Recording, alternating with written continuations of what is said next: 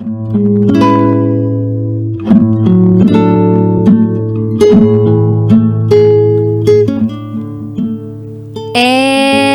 now, it's time for DJ Rocky's Secret Files.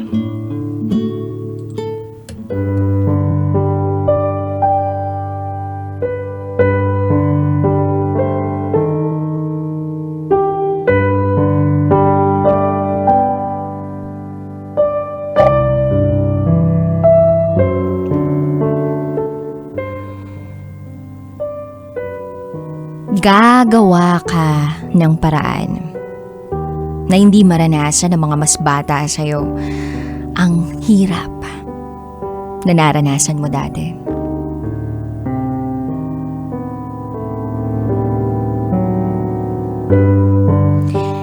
Hi, DJ Rocky. Itago mo ako sa pangalang Ijay. And this is my secret file.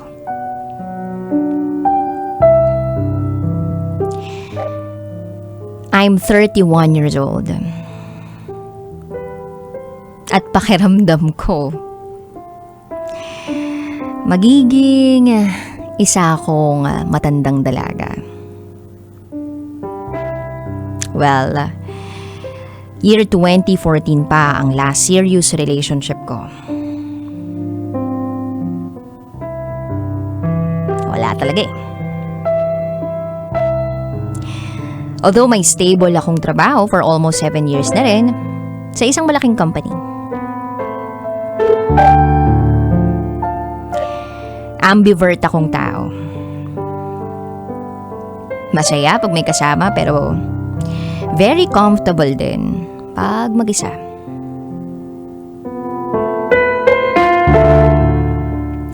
Ang family ko ay isa sa mga nabibilang na sobrang mahirap na pamilya sa atin.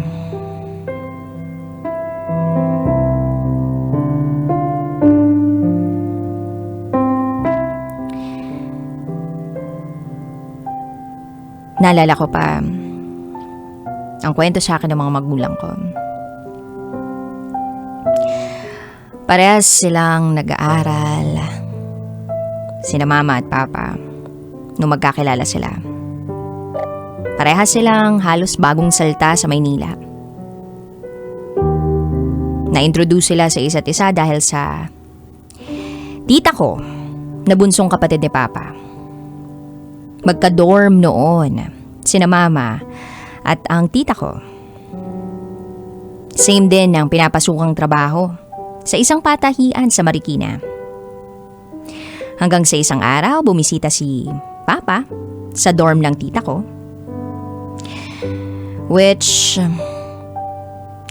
sila mama naman at tita ang mag-BFF noong mga panahong yun. Simula noon, palagi na raw dumadalaw si Papa sa dorm ng tita ko. Kahit nga wala ang tita ko. Kahit malayo, sinusundo pa raw ni Papa si Mama sa patahian. Binabike ni Papa from Makati to Marikina. So, palihim na nanligaw si Papa. Kasi siya lang ang nakakaalam. Hindi niya sinasabi kay Mama that time. Pero pinapakita niya through his actions. Then a year later, my parents decided na magsama na. They built their home. Kahit na sa squatters area lang. Gate 1 sa Makati, kwento nila. So, sa isang bakanteng lote sa tabi ng babuyan noon, doon sila nagtayo ng sarili nilang bahay. Ang lutuan nila ay lata ng gatas At ginapas na to yung kahoy lamang sa tabi-tabi. Hindi pa sana nila planong mag-anak kasi nga, that time si Papa ay working student sa isang university. Janitor sa umaga. Political science third year student naman sa gabi. Nalaman ko tong kwentong to sa ninang ko. Ang sabi pa nga, para raw silang nagka-camping lang. A year later, nabuntis si Mama. At ako na nga yun. Ako ang nasa sinapupunan ni Mama. Napilitang huminto si Mama sa pag-aaral niya ng midwifery noon. Kasi malayo ang school niya. Sa may timog pa. Kaya pinili na lang niya na magstay sa barong-barong nila. At ayun nga. Saktong 4th year na si Papa, ipinanganak na ako. And since nasa gate 1 kami nakatira, nakampo rin ng mga sundalo ng mga panahong yun, dun na rin pumasok si Papa ng ibang trabaho. Pumasok siya doon bilang boy. And then, lumipas pang panahon, 2 taong gulang na ako noon, ay napilitan daw si Mama na magtrabaho abroad bilang DH. Kasi nga lumalaki na ako. So umalis si Mama, tumungo ng ibang bansa, habang si Papa naman ay patuloy na nagtatrabaho sa kampo. Walang mapag-iwanan sa akin noon.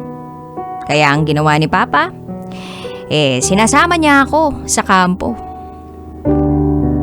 For almost 3 years, mga sundalo ang mga kasama ko. At siyang naging dahilan para makapagsimula sina Mama at Papa. Nagbigay sila ng maliit na lote. Yes, DJ Rocky. Isang maliit na lote ang ibinigay ng mga sundalo kina Mama at Papa para makapagsimula na matuyuan ng bahay na matitirhan namin kahit gawa sa kahoy.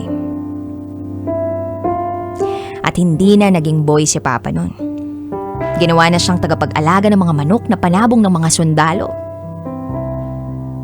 Kaya lang, sa kasamaang palad, hindi nagtagal yun. Dinemolish ang area nung umalis na ang mga sundalo. At ginawa yung BGC o Uptown na ngayon. Kaya sina Mama at Papa naganap ng bahay, malayo sa kung saan kami nakatira noon. Pero sa loob pa rin ng Makati. Hanggang sa nakahanap sila ng murang paupahan, malapit sa tiyahin ko na mas matanda sa Papa ko.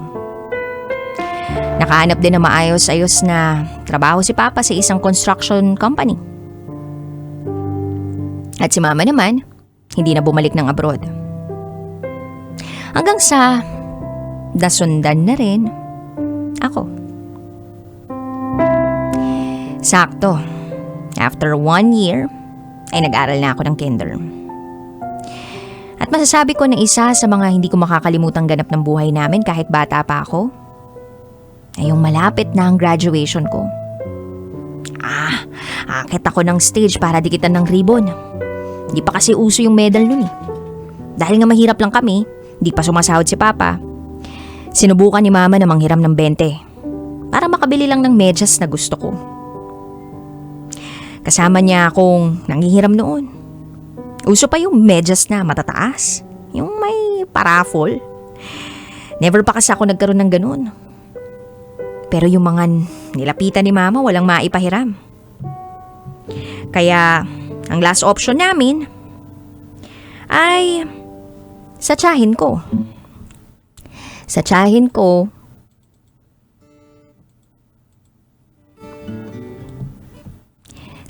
ko humiram. Nakiusap kami na baka pwedeng kung sakaling wala siyang maipahiram, magpahiram na lang ng pera. Kaya lang tumanggi yung tiyahin ko. Wala daw maipapahiram. Kung meron man ay baon ng pinsan ko na lang daw. Nag-offer siya na may bibigay sa aking medyas, kaso gamit na. So ayun, tuwang-tuwa kami ni mama kasi bagong medyas yun eh. Pero yung akala ko na bagong medyas, luma na pala. Madilaw. Maluwag pa ang garter. Kinuha na lang ng mama ko at umalis na kami. At that time, yung nanay ko nakita ko mangyak-ngiyak. So to make the long story short, tsaka ko lang naintindihan yung parteng umiyak yung mama ko.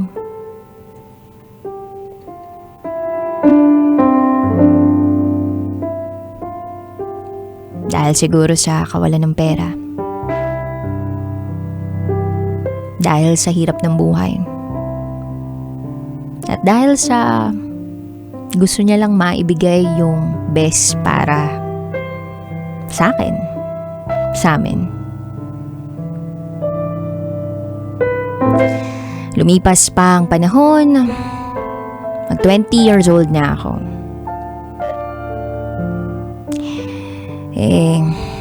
Para bang ramdam ko sa buhay ko na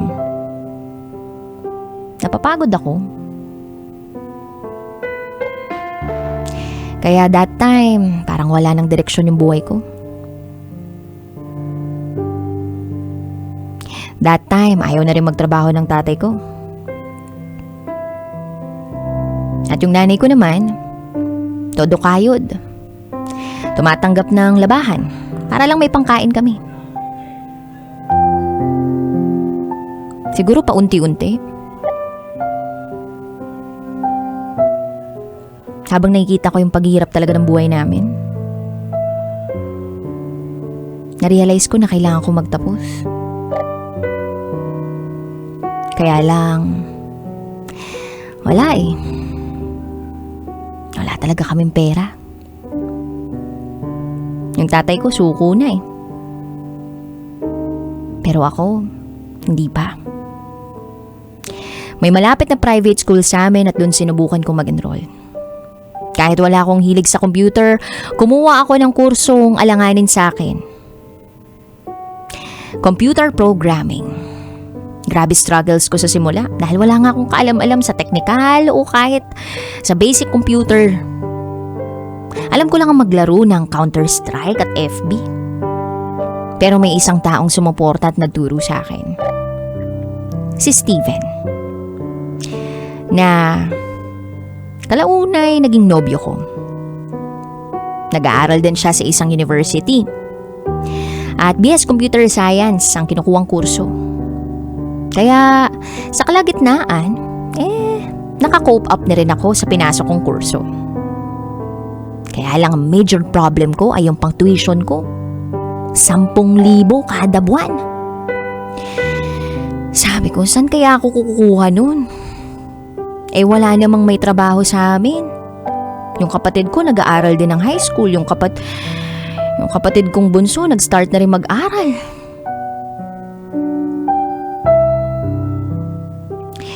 So, sinubukan kong mag-apply sa school ng part-time. Binigyan nila ako ng tsansa. 6 to 9 ang pasok ko. 6K a month ang sahod ko. Kulang maliit pero kaya kong gawan ng paraan yun. Yung mga kaklase ng kapatid kong hindi marunong magbasa o magsulat o magbilang, kinausap ko yung mga magulang. Sabi ko, ako na lang maging tutor. Rate ko 1,000 per month. 1 hour a day. Monday to Friday morning nga lang. Nung una may 2 nagpa-tutor ng anak nila. Hanggang sa naging 5 na. At naging 10 ang estudyante ko. Meron pa nga galing ibang school. Ang saya-saya ko noon kasi kaya kong kumita. Nang halos hawak ko yung oras ko. Nag-adjust ako ng schedule ko sa school ko. Ginawa kong 6 to 9 p.m. pasok ko sa school. In short, nag-working student ako for 2 years. At yun ang nagtawid sa pag-aaral ko. Then, pumasok na yung kinakailangan ko ng mag-OJT. So, binitiwan ko lahat ng mga dapat kong bitiwan para sa kumpanyang pinagtitrainingan ko. Hanggang sa hindi nagtagal, na-absorb ako ng kumpanya. For 3 months doon ako nagtrabaho. Pero, ewan ko ba? Napagod ako. Naganap ako ng kalayaan.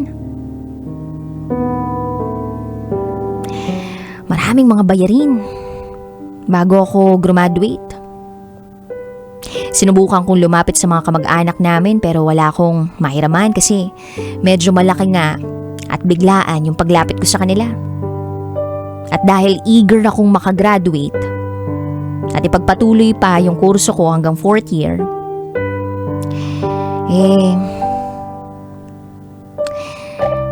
Sinubukan kong humanap ng paraan. Kulang na nga lang, magnakaw ako o magbenta ng laman. Pero syempre, hindi ko naman gagawin yun. Ang naisip ko, scholarship.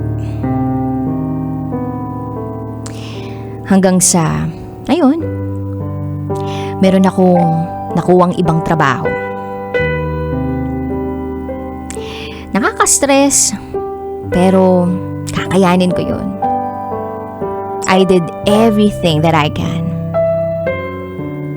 Para lang may panggastos kami, makapagtapos ako ng pag-aaral. At ayun na, nagbunga ang lahat. Merong oportunidad na dumating sa pamilya namin. Nagnegosyo kami. Titinda ng lutong pagkain. Nagbenta ako ng mga prutas. Saging, mangga, melon, pakwan at kung ano-ano pang pwedeng idagdag na prutas.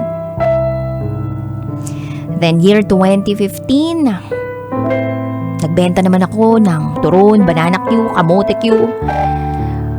Basta lahat ng yun, nilalako ko. At syempre, kasama na dun, yung paglalako din ng mga kapatid ko. And then, meron ding pinasok akong racket. Wala akong alam sa pagbend ng bakal o paghalo ng semento. Pero,